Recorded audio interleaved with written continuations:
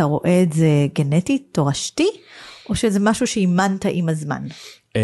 תורשתי מההורים שלי? מההורים, מהסבים, כאילו אתה רואה איזה מישהו כזה מתנהג כמוך, חושב ככה? תראי, סבא וסבתא שלי היו, גם אמא שלי הייתה אישית, אמא שלי הייתה גננת, אז אמא שלי הייתה מאוד יצירתית, כילד הייתי הולך איתה לבית הספר, לגן בחופשים, שהייתה מכינה את זה לקראת השנה החדשה, ומכינה פלקטים וזה, הייתי עוזר לה לצבוע, והמון המון יצירתיות הייתה שם, כאילו, עכשיו אני חושב על זה. אני חושב שמאמא שלי ספגתי את זה, אני חושב שמסבתא שלי גם הייתה יצירתית במטבח, וסבא שלי היה יצירתי כסוחר, הוא היה סוחר בשוק הפשפשים, והוא היה מאוד מאוד נחשב בשוק, קראו לו ממש המלך של השוק, והוא היה מאוד יצירתי, ספגתי את זה גם בבית, או אולי גנטית. זה גם סביבתי, ספגתי את זה בתוך ההתפתחות האישית גם מהבית, וגם יכול להיות שזה תורשתי, ואין ספק שזה משהו שאתה יכול להתאמן עליו, ולהמשיך להכשיר את עצמך יותר, זה חשוב.